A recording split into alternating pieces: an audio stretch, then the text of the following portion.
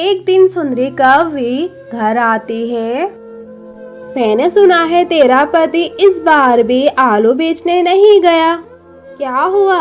क्या तुम दोनों की फसल इस बार भी बर्बाद हो गई है क्या? अब तो तुम सड़क पर आ जाओगे। ऐसा कुछ नहीं है और हमारी फसल बहुत अच्छी हुई है और हम सड़क पर भी नहीं आने वाले। लगता है कालू ने तुम्हें कुछ नहीं बताया, तो उससे पूछो जाकर इस बार वे आलू बाजार में बेचने क्यों नहीं गया। अब तो तुम्हारा राम ही बचा पाएंगे। तुम लोग उधार कैसे हो चुका पाओगे? अब तो राम ही बचाए तुम दोनों को। ऐसा कहते हुए सुंदरी कौवी हंसती हुई वहां से चली जाती है। टुनटुनी चिड़िया बहुत दुखी हो जाती है कि उसके पति कालू कौवे ने उसे कुछ नहीं बताया, और अगर फसल खराब हो गई थी तो घर में राशन कैसे आया। कालू जब घर लौटता है तो टुनटुनी उससे पूछ ही लेती है। पड़ोसन कह रही थी कि आप शहर के जंगल में आलू बेचने नहीं गए। आपने मुझे कुछ बताया क्यों नहीं? बताइए। हमारी सारी फसल खराब हो चुकी थी, उसमें एक भी आलू नहीं था, तो फिर पैसे कहाँ से लेकर आए? उसके बाद कालू टुनटुनी चिड़िया को सारी बात बताता है और उसे सोने के आलूओं का बोरा दिखाता है। और सुंदरी कौवी उनकी खिड़की में से झांक रही होती है और उनकी सारी बातें सुन लेती है। और इतना सारा सोना कहाँ से आ गया इन गरीबों के पास? ये गरीब इतने सारे सोने का क्या करेंगे? ये सब सोना तो मेरे पास होना चाहिए। अगले दिन सुंदरी कौवी टुनटुनी चिड़िया के घर आती है। और गरीबों, तुम लोगों को तो एक समय का भी खाना नसीब नहीं हो रहा होगा, इसलिए मैंने निश्चय किया है कि मैंने सोचा तुम जैसे गरीबों की थोड़ी मदद ही कर दूं।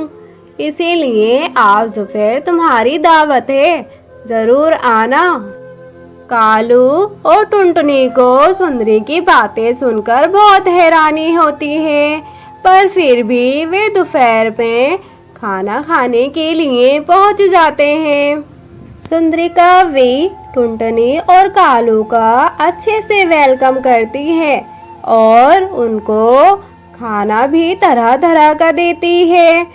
तभी कालू और टुनटुनी खाना खाने में व्यस्त हो जाते हैं और वे चुपके से घर के बाहर निकल जाती हैं।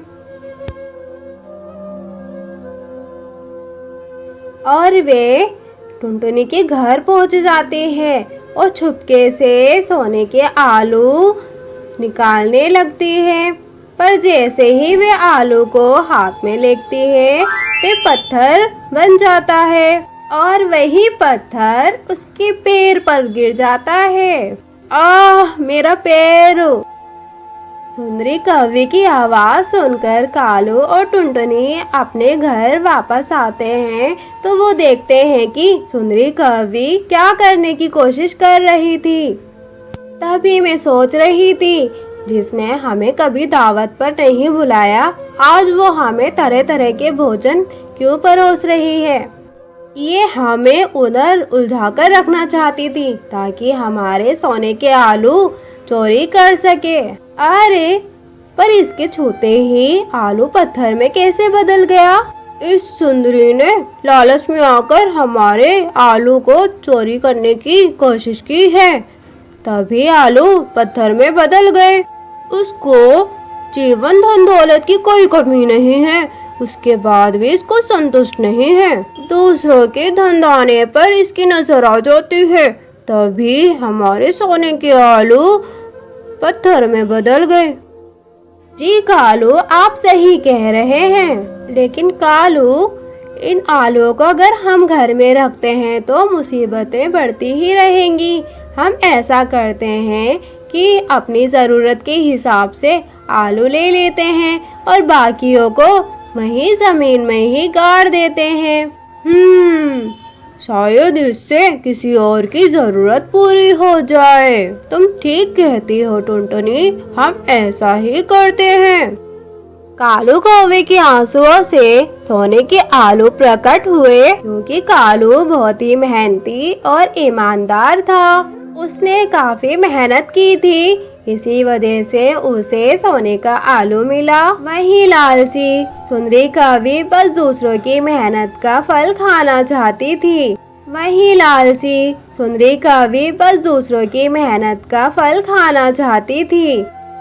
तो दोस्तों, हमें इस कहानी से सीख मिलती है कि हमें ईमानदारी और मेहनत से काम करना चाहिए और कभी भी लालच और चोरी नहीं करनी चाहिए। प्यारे दोस्तों, अगर आपको कहानी अच्छी लगी हो तो हमें कमेंट करके ज़रूर बताइएगा।